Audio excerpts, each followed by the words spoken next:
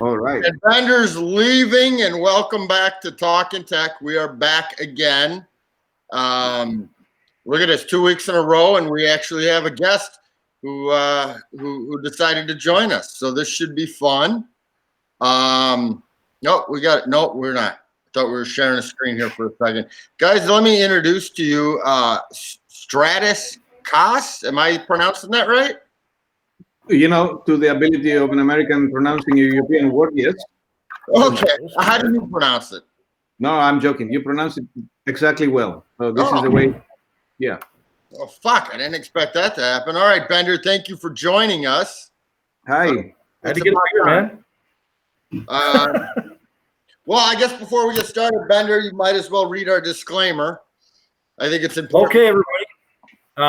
The opinions expressed in this program are not necessarily those of Double Action Dive Charters, Dive Right In Scuba, Fully Tech Marine, Fully Tech Charters, Bob's Metalworking and Welding Service, Close Calls Publishers, anybody who may futurely employ us or fire us.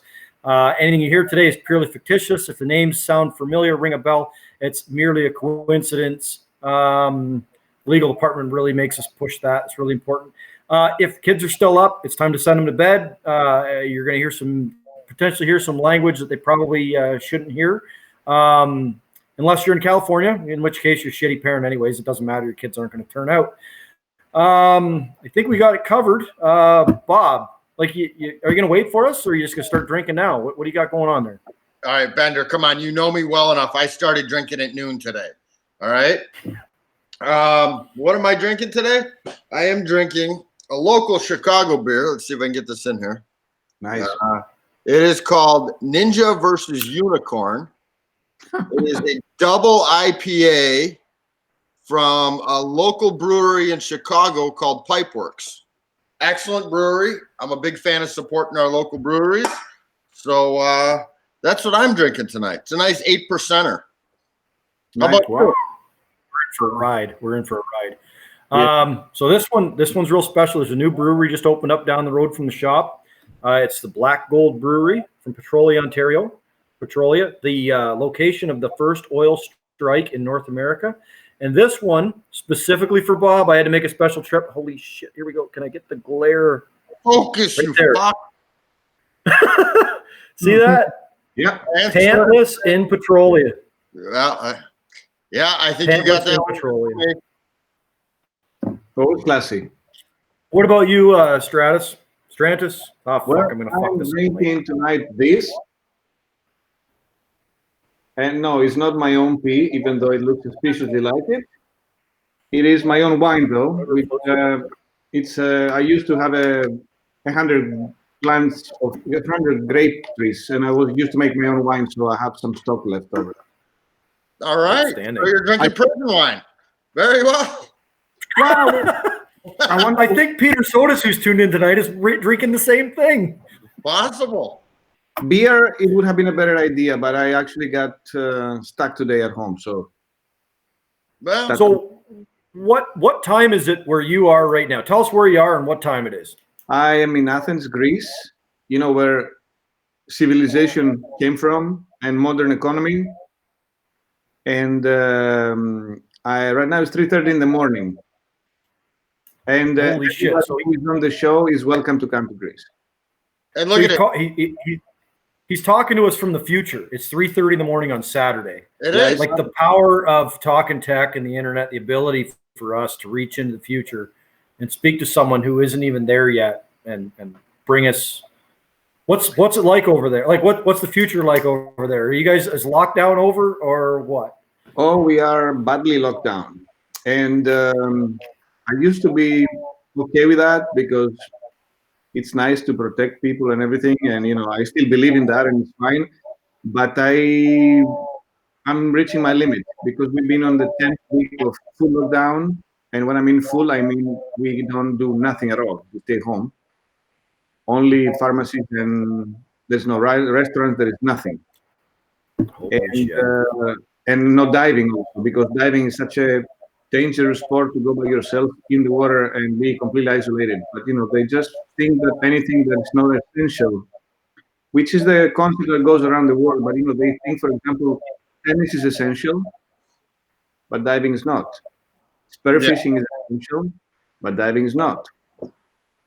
To me, it's just bizarre. But I'm actually announcing officially on the show that I'm breaking the law. I'm going diving next week. I don't care.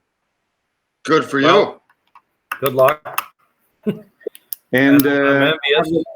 I have the right machine to stay and wait for, they will be bored by the time I'm getting out. I will be there forever.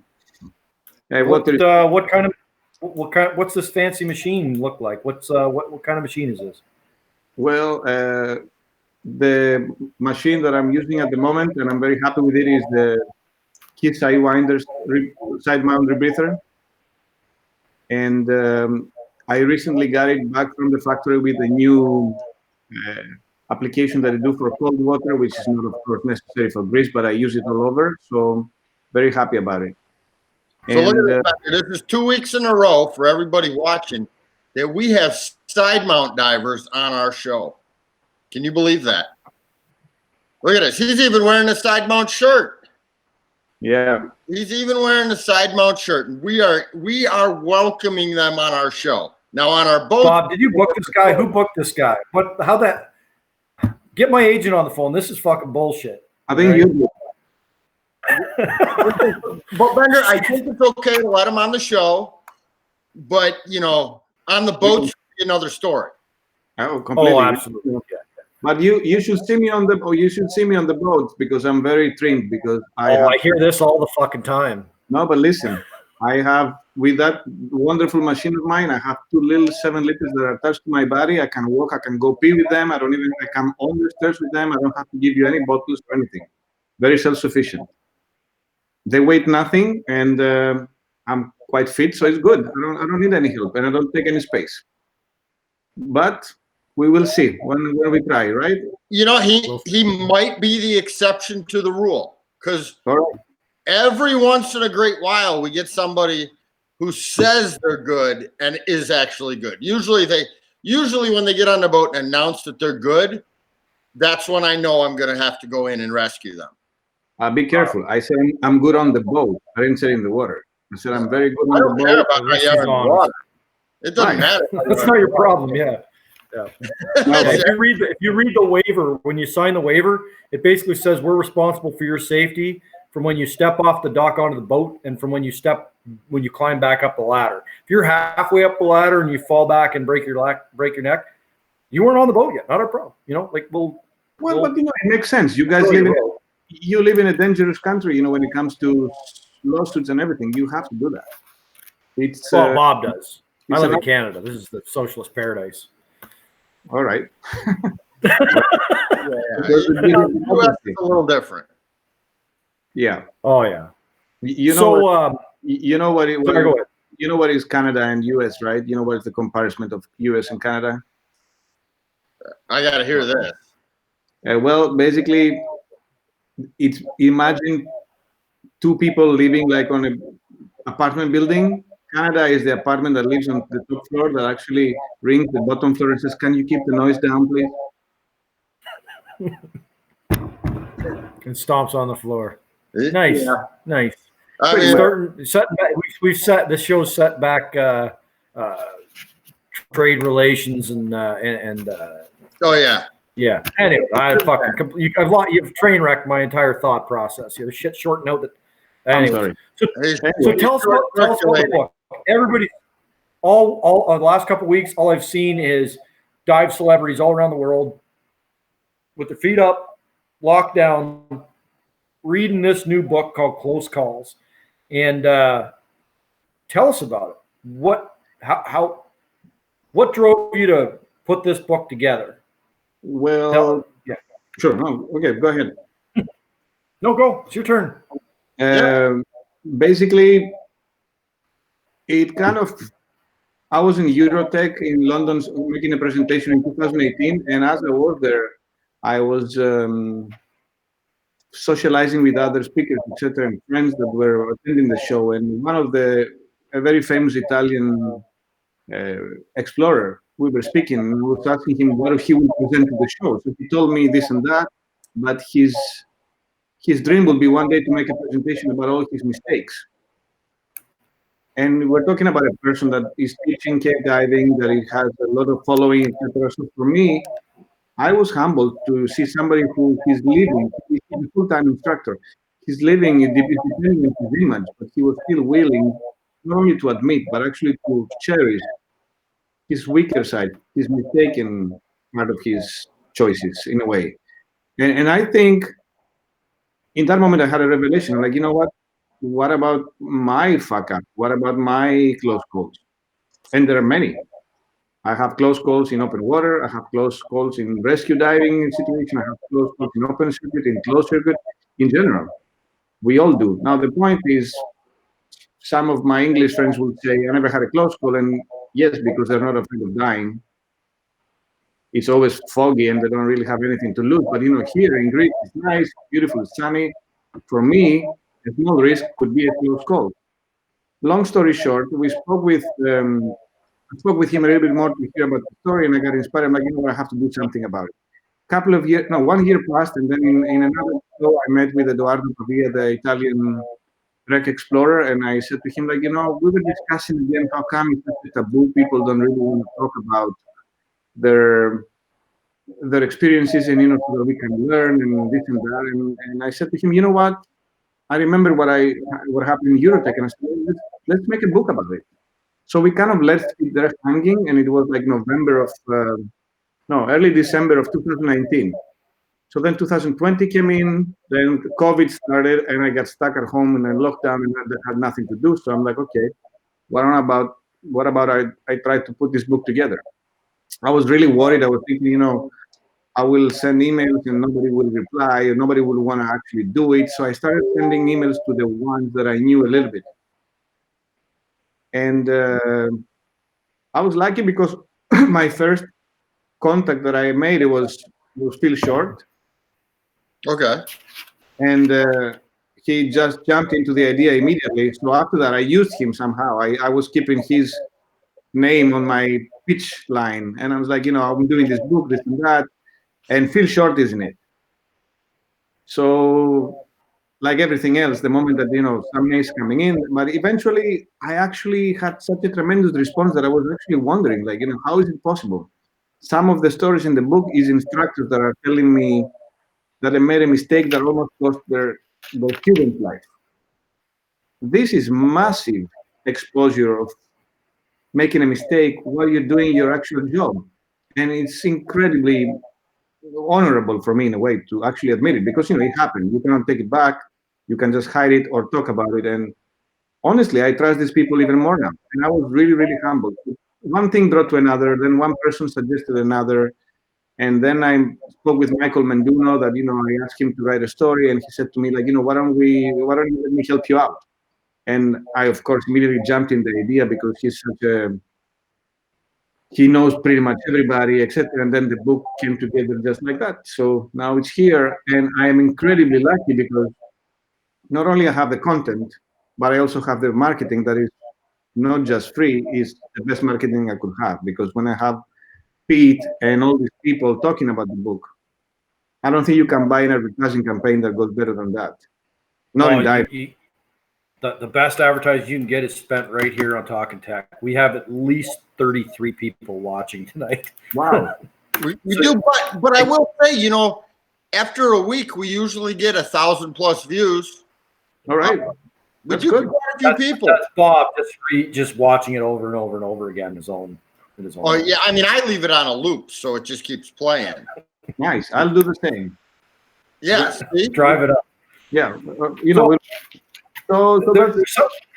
There's something I can kind of identify with there, based on our experiences with the show. Is we reach out to people that we don't know or we know of. We've maybe met once, but there's the dive celebrities that meet thousands of people a year, and they don't know who we are. They all know who Bob is, but to try to get a guest to come on the show, to just reach out to, I reached out to you like 3 days ago to come on the show. You don't know who the hell I am, and so I really appreciate you taking a chance on us. So we kind of, Pete was on the show. Well, if you know Pete, then it sets the seed, but I can appreciate how hard it is to reach out to somebody cold calling. You're not trying to sell them anything, and get them to open up to you, and tell you maybe some of their deepest, darkest fears or secrets. I think that's an incredibly admirable task you've taken on, and I look forward to. I can't wait to get a copy of the book and read it for myself. But Yeah, I'm so looking you've compiled. How many stories are in the novel or in the book? 68 different stories, and it's a total of 366 pages, which out of it is about 350 pages of pure content. Right? I mean, So Kenneth here says he got his copy 2 weeks ago. Great read. thank you, Kenneth. You're gonna get a €5 discount on your comment. Very nice. So no, but it's I was surprised because seriously, except maybe the very beginning, that maybe I was just approaching different kind of people from the ones that it was meant to be in the book. But 90% of the people that I approached, not only they accepted, but they actually accepted very thankfully and very energetically. And, they got what I wanted to do from the beginning, because for me it was important. The whole book is written in first person. And basically the experience is written the way that the person who lived it remembers it. And some of them are very immediate, like you feel like you're in the water with them. I don't know if a non-diver will understand, but definitely anybody who knows anything about diving, even if it's like a basic diver, he will understand some of the agony because of the way it's written. And it's really, really nice in the sense that, their text has been just edited to be, let's say, book ready, but all the color is there and all their phrasing is there and everything is there, and they did an amazing job. And so it was a great surprise. They supported me with the proper pictures to go with it, and they accepted my constant hammering because I was hoping to finish it before the lockdown, and I did because the lockdown is still on. But at the time the lockdown, we thought it would be until the end of April 2020. So at some point I started like being pushy and saying like, guys, come on, let's finish this book, because it was always this thin line between, I want to have this person in the book, but I also don't want to break his balls. When do I actually say the book is done?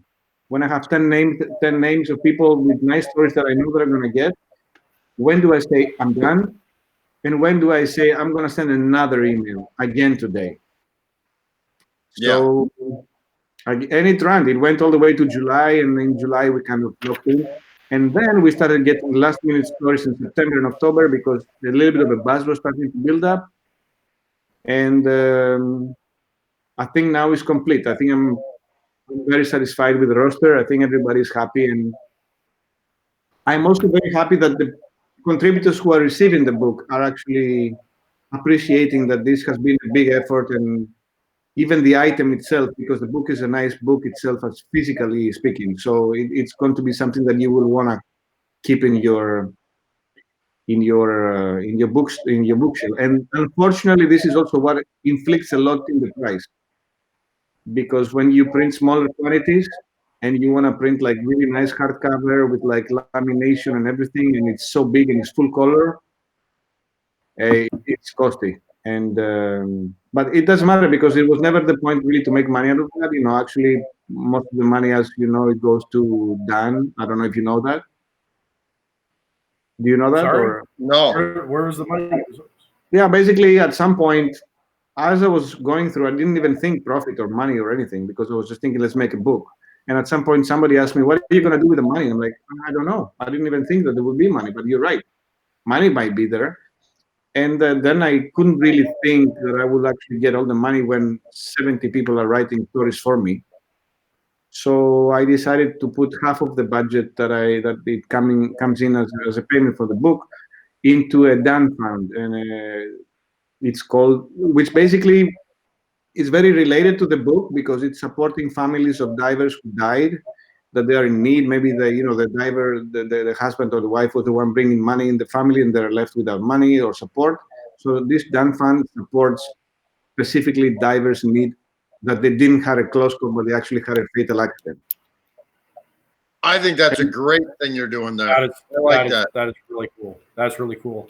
It's good. kind of funny. We talked a little bit about before the show. We kind of have a couple drinks and we bounce ideas around and we talked about how to make a fortune in the dive industry, a small fortune in the dive industry. And when you talked about money, writing a book, and unless you get it on the bestsellers book or bestsellers list, or you get Oprah to talk about it, I really don't think there's a lot of money in writing books anyway. So if you want to make a fortune writing a book, you probably better start with. So you want to make a small fortune writing a book, you probably got to start with a large fortune. Right. So is there without spoiling the book? No. Is there some? I don't want you to tell any of the stories or too many of the stories to give it away. We want people to go out and buy that book. Who's in the book? Is there some names? Let's do some name dropping here. People we've heard of, people we know.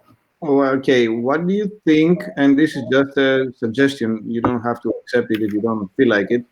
What do you think if we show some pages from the book as well while we speak? let's do it. Sure. Yep. You can share your screen, and then I'll pull them up. I'll pull us down, and you can talk over them. All right. You will help So me. on the top left-hand corner, below where it says camera, there's a little thing that says screen, and it's got an arrow in it. I think if you click on that, it will show you your desktop. Right. Make sure you got your dirty pictures turned off there, or leave them on, whatever. If it's hot. Yeah. But you have to make up your mind. No, go ahead. Share it. Go ahead. No, I'm joking. I know. So 1 second. Let me check. Okay. All right. So I go here. I do share screen, right? Oh, I see it. And 3, 2, 1. We should have another screen. Now I'm going to stop the video. Bender, can you still talk? I can hear you. Can you hear me? I'm talking. Can you Oh, hear wait, me? we got no screen, though. Oh, for fuck's sakes. It's because We it's got that side-mounted Mac. He was telling me about his side-mounted Mac, and now here we are. Yeah. I know. Apparently, So- the screen share is not working too well right now. Okay. Try again. Let's see if before I share it, we'll see if something let's see if something comes up this time. All right. Guys, we're having more technical difficulties. We are famous for these. Well, maybe we don't have screenshots to pull up. Well, these guys work on this. I'm just gonna do a little, not a call up, but I'm gonna talk back to last week's show. Last week we booked Dr. Florian Huber to come on from France, or not France, from Germany, to talk about his Enigma machine that he found in the Baltic Sea. Really cool story. And about 3 hours before showtime, he figured out that 8:30 Eastern Standard Time. And I know we have a habit of screwing up times and dates, and talked to James Mott about that. But yeah, he bailed on us. So I got to really give a lot of He bailed on us an hour before the show. Yeah. And Ed Sorensen, who has a habit for saving the day because he's bad as shit, came on the show and talked sidemount and broke all our cardinal rules. Here we got Stratis on the show. He's an hour further behind, middle of the night, drinking white wine that he made himself in the toilet tank in jail with Peter Sodas. And, nice. I just really appreciate it. You take away the excuses that anybody else would have. I wanted to point that out, that, he pulled this off. He agreed to it through coercion and, all kinds of other, favors that Bob's going to have to do for him when he comes to Florida and everything. So, nice. Did you guys get it figured out, or are we fucked? No, but it's not working, is it, Stratis? No, but what I will do is I will send you now a couple of screenshots really quickly so that you Bob can download the computer and send them. So this is typical. This is all part of the show.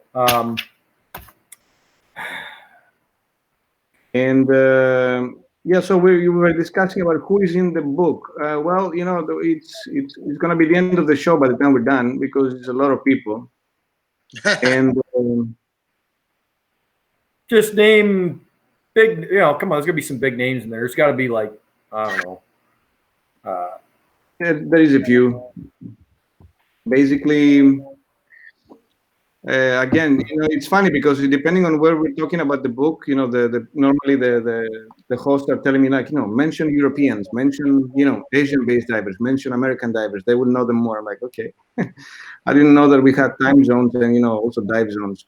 So we have people like Becky Kegan Scott. We have Brett Hemphill. I'm also afraid of Becky. Might be watching tonight. Becky, if you're there, why don't you chime in? You watch most our shows. Yes, she's too busy dusting her Emmys to watch our show. She watches everyone. She's been on here. I think she doesn't like us anymore because of it, but Yeah. Well, I wonder. It's kind of funny when we try to book a guest. We call them or we email or text or whatever and say, hey, have you heard of the show? Have you seen the show? When they say no, we're like, yes, we got a chance to get this fucker on. It's like, yeah, I've seen the show. Yeah, fuck you. I'm not coming on. No, not happening. So, but I will give her credit. She did come on even after she's seen the show. Yeah, she was a good sport. She was a good, for the most part. We had to tone it down. So, tell you what, did you get those screenshots sent over to Bob? I send them to you because I don't have. Oh, you sent them to me. Oh shit. Yeah. I will forward them to Bob. All right. Because you're not friends with Bob on the internet, so Maybe I am. I sent you a thing yesterday or today. Okay, Bob, I sent them to you. So tell you what, while Bob is fighting with the computer and trying to crash, like the entire Midwest electricity grid might go out because of this, but we're going to do, it's a little early, but we're going to go into Talkin Tek 20 questions. So every show we do the same, we tweak the questions a little bit, but it's basically 20 quick questions. We try to sort of rapid fire them, and you give us the best answer you can. And you got to the rules. You got to answer them all. So we're going to start out: gas or diesel? Gas. I guess I should. If it was an English guy, it would have to be petrol or diesel. But okay. Open circuit or closed? Closed. Salt or fresh? Fresh. Coffee or tea? Coffee. Back mount or side mount? Next. Oh, come on. You got to answer the question. That's not even a question. Yeah, back mount or side mount. It gets tougher from here. If we're struggling here on question 5, we're in for a wild ride. Better captain. This is the toughest question in the whole episode here. All right. Captain Kirk or Captain Picard? I don't know them. Wow, that's first. You don't know who Captain Kirk is? Or Star Trek? Oh, for fuck's sake. Bob, we got to get some better guests on this show. Hey, you brought this guy on. It's his fault. Just so everybody knows, since even though we couldn't get an answer on this question, in case anybody was wondering, Captain Kirk, the greatest captain of all time, is a Canadian. Just throwing that. Fuck yourself. I'm tired of hearing it. Dogs or cats? Cats. Beer or wine? Both, but if I need to choose, probably beer. Have you ever dove the Great Lakes? Am I allowed the Great Lakes? Or I need to What's pick? that? Can I choose both, or I need to pick? No. You got to pick a side, man. Make decisions. You're right. Okay. Have you dove the Great Lakes? Nothing in the Great Lakes? I've been in Chicago, but I've never dove there. No. Okay. Well, favorite Great Lake? I don't even know the names. So. All right. Well, fucking. This is going really well today. Complete train wreck. Canon or Nikon? Canon or Napalm? Nikon. Napalm too. That's fine. No, Canon. Okay. Computer or tables? Sorry, but I didn't hear you. Computer or tables? Tables. Better photographer. This is the most controversial one on the list here. It's an easy choice, in my opinion, but Jill or Becky? Different styles, but I prefer Becky. Good answer. We like sausage or tacos? Bob, you fucking interrupt me again. Sausage or tacos? Sausage. Johnny Cash or Elton John? Johnny Cash. Top or bottom? I guess bottom. Power or sail? What is that meaning? I'm sorry. Power or sail. So you're talking about like a power boat or sailboat, basically. Sail, I guess, but neither. I don't like boats.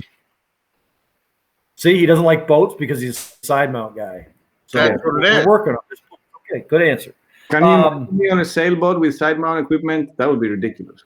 That's fine because I'm not on sailboats, so I'm totally good with that. Okay. In fact, that might be open water side mount sailboat diving.com is the new tech. That's going to be a new Patty search. Yeah. We should do that. Open water side mount sailboat diver. Oh, people are just lining up with fucking cash in their hand. I love it. GUE or TDI? GUE. Even though again, I would choose something else, but GUE from the two. Sweet or salty? Sweet. All right, and the very last one is rust or wood? Wood. Wood. All right. Well, ladies and gentlemen, that's Talkin Tek 20 questions. I think goes for Rex, right? We're assuming that. I don't know. Yeah, I mean, I don't dive in the sea much, so wooden shipwrecks. Too many sharks. Hey, we don't have those in the Great Lakes. I know. No salt, no sharks. It's perfect. Do you have any kind of big fish that lies around there? Sturgeon. If you dive the St. Lawrence, you'll occasionally see sturgeon, and if you dive the St. Clair in early May, you will have 110-year-old sturgeon that are between 4 and 10 feet long. Okay, phenomenally cool fish. Speaking of sturgeon, I didn't see this, but I did see the video. A friend of mine went out. Him and I went out for a dive. I went and did a dive off the boat. Then he went and did a dive off the boat, and he came back up and he asked me if I saw the sturgeon.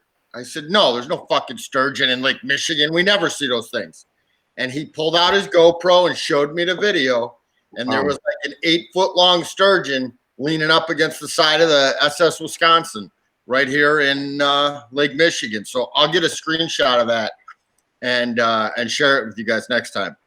But I mean, the visibility there is normal to medium. No, it's not like amazing. You know. So here in Lake Michigan, I can speak for that.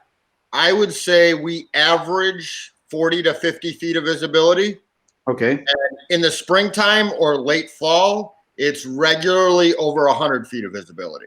Okay. So because, seeing something big like that, I just received that text message. I will pull the plug and sink that bitch. Oh, boy. Hold on. There we go. Cafe has already named your business. Fully sailboat side mount. We have to make a T-shirt. You know that. I think so. I'm writing this down. We've got some really good zingers here. So we've got before the show came on, we talked about our show, and Stratis came up with his definition, his description of our show from what he's heard, and he said we are like the Howard Stern show of tech diving. And that's the quote. I think it is. We just got to get the naked girls behind us, and then we're all set. Through that.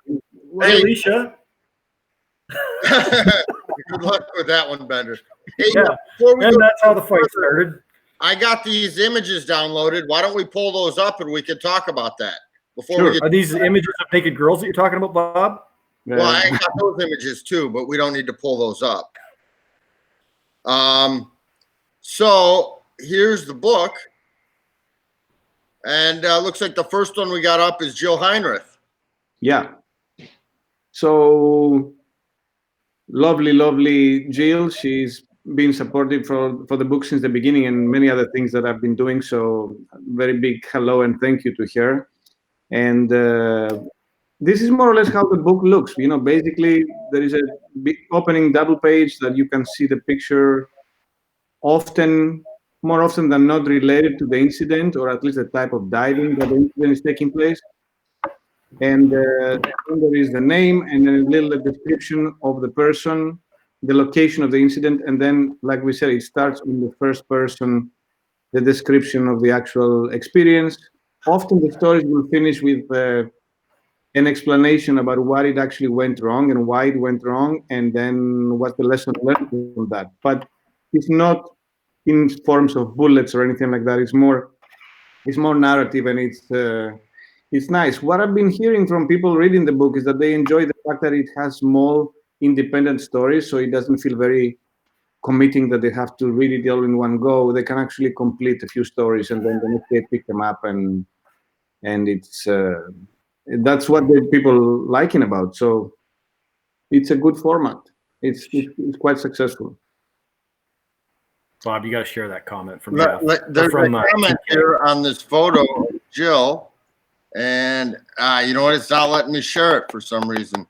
But Terrence wants to know if she's touching the bottom there in that. No, she's not. You can see she's not, because you can see the shadow of her hand. Yeah, that's what I'm saying. But, just a question we had. Plus, Hey, before we go to the next one, and it's not letting me share the fucking comments right now. Here we go. He wants to know where to buy this book. Right now, you can buy it either on Amazon, but they're not. I don't think they have stock right now because they finished their stock and we're waiting on the second batch. So I don't know how that's gonna go. And definitely, you can buy it on our website. All right. What's the name of the website? The name of the website is my name in full, like Stratis Kas, STRATISKAS. Okay. .com. .com. That's where you guys are gonna go. Yes, and we will share the link this week on the Talkin Tek page. Yeah. If guys want, we are also talking about trying to get a good supply somewhere in Canada for the Canadian viewers. I think probably the next month or so, we'll start seeing a lot of stuff going on with the book. So I'm excited for my copy. I guess I was on the short list and I didn't get the advanced copy like Becky and Pete and Jill. Yeah, we're not as cool as them. Everybody else. So we're on the B team. We're on the short bus. Hey, it looks like Becky wrote something in here. Yes, Becky's photo's on its side though. That's kind of funny. Yeah. She needs to work. She must have a really good camera. You know what? That's what it is. She's not a good photographer. She just has a good camera. Right, and Becky? a good husband. Yeah. No, now you know why she doesn't watch the fucking show. So is that the way that the water looks in your lake? I Pretty mean, much, yeah. Yeah. That's what it looks like. Wow, electric green, isn't it? And who else do you got? Chris Jewell. All right, that's a good photo there. Yeah, very good. A lot of cave diving stories, a lot of wreck stories, some mine stories, a few under ice stories, and a few open water stories. But there is a little bit for everybody, basically. So the main point is that everybody makes mistakes, and these guys talk about it. So it's good, and it will be. It's the kind of mistakes like when we want to put up this business, the sidebound sailboat specialization. It's a mistake. There's going to be some close calls. Yeah. That's definitely a mistake. Absolutely. We kind of talked before the show. We talked before the show about a couple of things, and there's certain books I think that every technical diver has on their bookshelf, and there's some that are probably worthy of the shelf space, and there's some that are sort of essential reading, no matter how badly written the book is. Shaq's book. I feel like this is going to be one of those books that a decade from now, the people that are carrying the torch in the tech diving world are going to have a copy of this on their shelf, and they're going to give it to a guy or girl that's just a new baby tech diver. They just bought their first shearwater and they think they're a tech diver, and here you go. You need to read this. Someone Someone gave me a copy of Sheck's book in 2005. Someone gave me a copy of The Last Dive shortly thereafter. And those are books now that I've gone out and purchased my own copies, actually in some cases multiple copies of. And they're these essential books. I'm not particularly fond of how the Last Dive is written, but there's a lot of really great information in it. I really am trying hard not to talk shit about Bernie Chowdhury. But I'm really hoping that, and I get the feeling this is going to be that book that trumps a lot of them or adds to that. And it's been overdue. It's been, Last Dive came out in 98 or something like that. There was sort of a series after that, the Shadow Diver stuff and Dark Descent and that, but it's been a long time since really good first person technical diving stories have been shared with the masses. And I'm really hoping that this is a hit. But thank you. Shit, I completely lost my train of thought. So go ahead, Bob. John here is asking a question. John wants to know what's the most eye-opening story in the book. And Stratis, before you give an answer, I think I'm going to say, John, fuck off. Order the book and fucking read it. Decide for yourself. Took the words out of my mouth, Bob. I mean, that's the best way to find out, rather than just ask the guy to tell a story. Well, okay. Still, if he wants to really know and he's going to be cheap and not buy the book, I can tell him that I think for everybody is different because it really depends what kind of diving speaks to you. So maybe some mine diving story will speak to me relatively because I don't dive often in mines, but open water dives and wreck diving, for me, it's nice to read and imagine people diving, but I don't really relate to it. So it might be an interesting story as a point of view. Like I wish that I will never have this happen to me, but it doesn't feel very close to home. So I think the most eye-opening story really depends on what the type of diving that everybody does. I have my favorites, and my favorites are mostly based on how much they transport me in actually reliving the experience. And actually, some of the stories, and you remember, is that your sponsor? Keep going. No, we're going to talk about our sponsor in a minute. Yeah. No, go ahead. Bob, you can bring up that comment, I think, if you want. So yes. I wanted to bring up a comment. Sure. Pete's got a good answer. And Pete says it's probably the story of a diver accidentally swallowing a Viagra instead of a Panadol and having to do 6 hours of deco with a boner. So, yeah. John, give your answer. Is that the story that I didn't receive? Because he sent me a different story. Oh, Pete, you're telling the wrong fucking story, for fuck's sake. Pete sent that one to Penthouse Forum by accident. So, the comment, Bob, the comment I wanted you to share was the one under that, but that's fine. Oh, no Lickermans. Chris, listen. I only got about 2 or 3 shows left before I got to get that bottle that's sitting over Bender's shoulder. But I feel like it might be time to pause the show here for a moment. And sorry to interrupt. We'd like to do sorry to interrupt your sponsor of the show, and we take a shot of a special whiskey. Okay. So, guys, let me go grab my my bottle. It's sitting here behind me. Oh God, no! Oh God, no! Let me go grab God. I'm sorry. Oh. All right. So I got my bottle of Lickermans. It's warm in there, Bob, right? That is a nice fancy table. Did you buy that at a flea market or something like that, or where'd that come you from? can go to B. Larson Metalworks and you can purchase those. We're selling them right now. Yeah, so all you fucks watching better go like my page and order some fucking furniture. And some books. And some books. So guys, we're our unofficial sponsor of our show is Lickerman's Old Dirty Canadian Whiskey. Now, Stratis, I don't know if you're familiar with this. No. This is brewed or distilled rather in Nova Scotia, Canada, at Sunnyvale Trailer Park.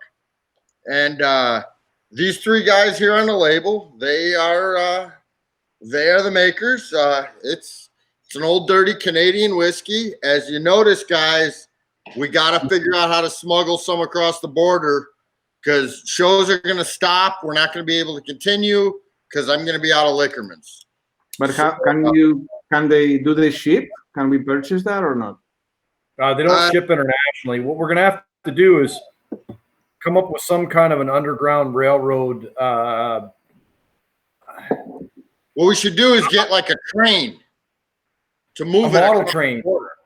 Yeah. So, so long. I apologize, Stratis. I apologize because you're now going to be copied on all kinds of Facebook messages pertaining to Trailer Park Boys, which is the greatest single reality show of all time. We will make you a believer, one way or another. But I wanted to. I like all that kind of stuff. All right. Cheers, boys. Cheers, guys. Thank you so much for having me on the show and everybody listening to it. Oh, we're not done yet. It's nice. And we got a couple more things that we need to touch on. I'm trying to figure out what the best way to segue into, everybody except Stratis knows today is Fuck Off Friday. We like to but it's not Friday yet. It's not you know what? We can actually tie these. That's a great segue, Bob. We can tie them together. Yeah. We have the same person who we agree needs to be told to fuck off. I mean, we've been reviewing it, and it's not you, Stratis. You're okay this week. No, I'm okay though. I mean, I'm fine. If you want to. So you're familiar with Scuba Board? Yes. Okay. Well, we do a segment on here where we normally pull up a post. It doesn't take long to find one, and we analyze it and we add our comments to it. Okay. They're pretty rough, but we have a special one that I don't think we want to get into too specific on, so we're not going to pull it up and show everybody, right, Bender? Right. So I'll let you do the gist of it. Yeah. Okay. So it's a tough day for tech divers, and occasionally we have these. And when accidents happen, it goes through the entire community. It goes around the world really quickly. And I was sitting in the bathtub after work today, and I was surfing scuba board like I normally do when I'm sitting in the bathtub. And I came upon a post about a tragedy.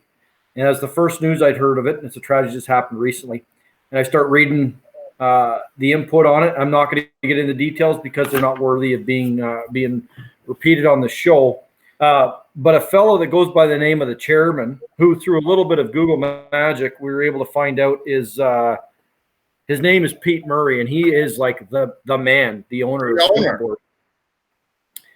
He starts adding his inside details because everybody on the internet has to have an inside look.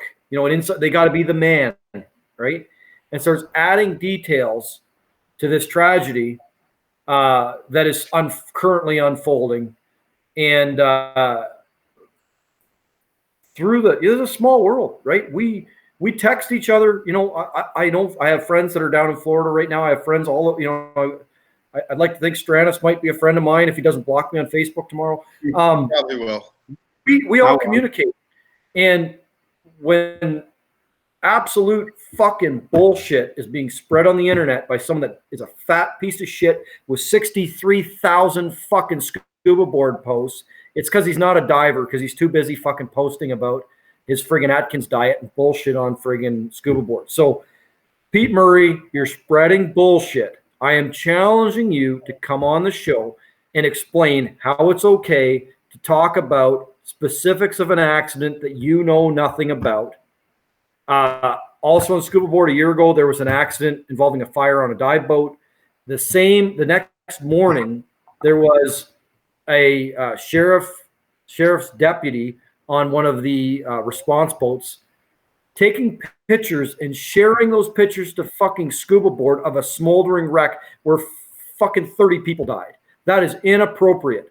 That is, as far as that sort of shit, taking pictures of a fucking wreck while it's still going on and sharing it on fucking scuba board is grounds for fucking dismissal. But this fake news sharing unproven and inaccurate facts on a bullshit form that's dying is unacceptable. And I do a lot of stupid shit, and I say a lot of stupid shit online. Most of it's about politics, but this is fucking bullshit, Pete Murray. So come on the show. You're invited to come on the show tomorrow, next week, and talk about your bullshit little story, or take it down. So yeah, Bob? think you know what? I'm with you this week. That guy needs to fuck off. You know, I'm not going to get into any details on what happened, but I did talk to some people here while we were on the show. I was texting, and turns out he's 100% inaccurate, and they have the real information available right now. So, you know what? Fuck you for spreading that misinformation, and it's horrible for the whole dive community. And the guy had, you know, the same guy had a post said, unless we start pushing and speculating, they don't tell us everything. Well, you know what? The incident's not over with until the investigation can actually begin. And it wasn't able to begin when you started posting this. So you're out of line. There's no reason for it. Go fuck yourself. There we go. And come on our show. We'd love to have you, hear what you have to say. You guys have great marketing. Stratis, do you have anybody? It's Friday. It's actually Saturday morning. He's from the future. Is there anybody in your circles that you feel like needs to be told to fuck off on Saturday morning in Spain? I'm working on becoming a better person, and this I promise. You're not in fucking Spain. Where the hell is he? He's in Greece. I know, but there's, look, for me, I will extend a very big fuck you forever and ever. And, when you forget what you need to do, just fuck you again to anybody that he's actually doing things without thinking the consequences, spreading fake news or creating anything that actually causes suffering, and not in like a Zen and, Buddhist kind of way, nothing wrong with that, but you know what I mean, more in a more practical way, because we seem to feel the need to speculate. And I'm going to just take an example of what you just mentioned before. I don't know about the incident. I follow scuba board. I used to follow because I was addicted to the accidents and incidents page, like probably most of the people, because humans are addicted to other humans suffering to forget their own, but that's different. Apart from that, I haven't been seeing it in a while, and because apparently diving becomes safer, so we have less accidents than we used to, which is a good thing. But that is a good thing. Yeah, but when we have things like that, for example, happening in Greece, is extremely rare. Like we have maybe one fatality every few years, and this is a very low range of fatality in general. Still, the moment it happens, you have everybody that normally should stay home that pops in the hospital and is saying his thing or her thing, and it's okay if he says it between friends. But I witnessed a few years ago when I was unfortunately, I was in the same area where an accident happened, and I was the only person of reference that spoke the local language because the accident was involving foreign people. I ended up arriving in the hospital with them in order to, help the whole situation. We had an unconscious diver. They had an unconscious diver, but, long story short, because it was a cave diving situation, somebody came from representing cave diving in Greece unofficially, because there's nothing official in Greece in a way. And when the police and the doctors asked him, they said, okay, how deep were they in this cave? And they said, 800 meters. And what the person who spoke understood, it was how much penetration he was doing. And the doctor and the police, they just understood depth. And I was challenging that, and I was like, you know what? Explain them, because they're gonna go mad. They're not gonna make any sense. If they have any kind of data, they will feel like, of course he's fucking unconscious. He's 800 meters deep, Yeah. Right. And they're like, no, it's not my. I mean, but now you gave them this information, so I had to go and correct some information. Clarify it really hard and beat that into them so they understand. It's and that's a thing that divers as divers we need to do a better job of educating the media, because every dive story, you watch any mainstream media, a thing on whether it's on Discovery Channel or it's on CNN News or Fox. I want to be equally biased. They're both fucked. Fair balanced. They get dive stories wrong, and it's actually as being someone involved in newsworthy stories that have gone around the world, to see how bad the news gets it sometimes. When you have an inside line on the story and you see how it's reported, it makes you question everything in the media. And I don't think it's the intention in a lot of cases of the media to get it wrong. They've got deadlines. You've got people that got to write 4 stories a day. But God, they fuck it up. I disagree with you deeply, because it's like saying the doctor has too many operations, so it's normal that he's losing patients. No, just give more doctors to the hospital, give less jobs to the. If you're a professional, you respect yourself. It's like me saying, of course I had 2 open water divers dying on me because I had 12 people to guide. No, I don't. Good. You know what? I agree, and that's something that the media needs to look at. Is let's do less. They're lazy. And they are lazy. Let's create less content, but make good content, rather than look at how good this content is, because we work really hard at it. But less content perfectly rather than a bunch of shit. So the media in general is lazy, and it's lazy because not everything, of course. There's always exceptions. But when we have these situations that something is wrong with the media, it's mostly starting from the point either that is corrupt, but that's another story, or that is lazy. I mean, sometimes they call me to go speak on Greek TV, for example, and this is great because they give me the honor, and I'm happy about it. And then they tell me a few things, and I said, like, please, guys, just one thing: just do not say on the show when you introduce me that we are going down with oxygen. Here we go. Hold on. Right. Hold on. Aaron says his favorite media mistake is when they say we have oxygen on our back.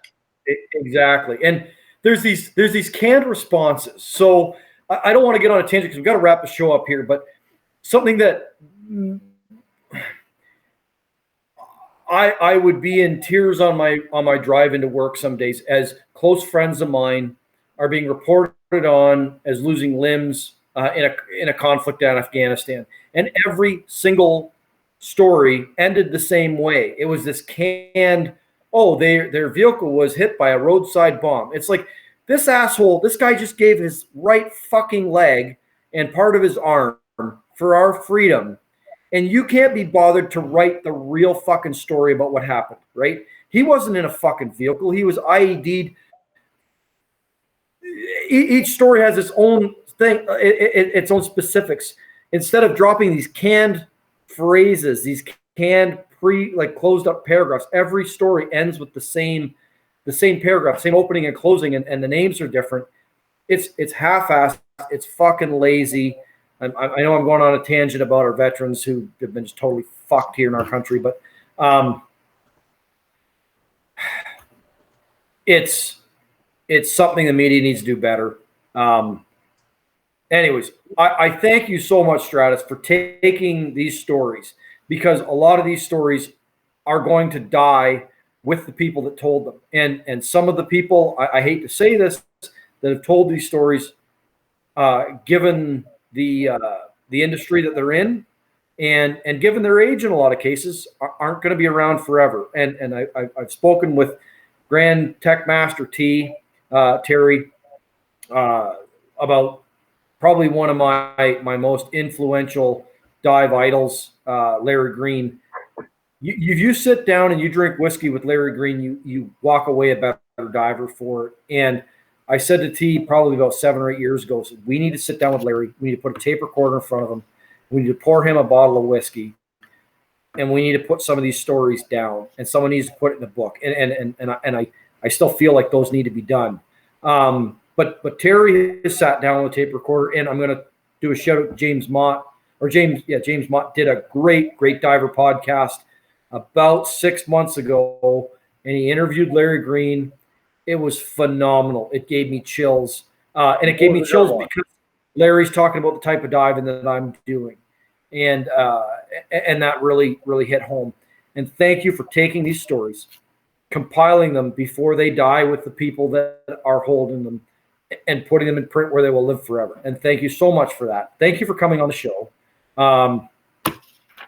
Good fucking show, Bob. Right. Do I have a closing statement? Because it means something to me. I think we need to do that. Well, basically, thank you for having me on the show, and thank you. I mean, I've said it many times, but I will probably not be able to say it enough. Thank you to everybody who participated, and eventually even everybody who chose not to participate in the book, because it kind of showed me and everybody else like a huge sense of community that sometimes we forget in diving. There's a lot of ego and a lot of competition, and in this case, I was completely humbled. I became a much better person and a better diver by hearing the stories and seeing the bravery and the courage that they have speaking about them. Remember, most of these people live out of that, or they're sponsored because of that, and they actually expose their weak side. It doesn't happen very often. So I'm really appreciative, also as an author, but also as a diver and as a community, because I feel the same things that you said, I feel them myself. So thank you to everybody, and thank you for promoting the book and the show. And Absolutely. We want a sequel. We want another book. You got to write another one. well, you know what? Very soon we will come up with we have a very big surprise, much bigger than a sequel that is coming up. But we need to officialize it, and then we'll let you know. Everybody will be happy about it. All right, guys. So we're gonna wrap up the show here. Don't log off, Stratis. We got the after party. Yeah, don't fuck off. It's time to get up and go to work. Go buy this book or go fuck yourself, because it's gonna be a good book. You're gonna like it. Purchase it. You'll be happy. And the man's donating the money to a good cause. I mean, how could you not do this? So go ahead and do that, and we'll see you fuckers next week. Later. Good night. All right. There we go. Fucking good show. We're still live, dude. We are? I think are we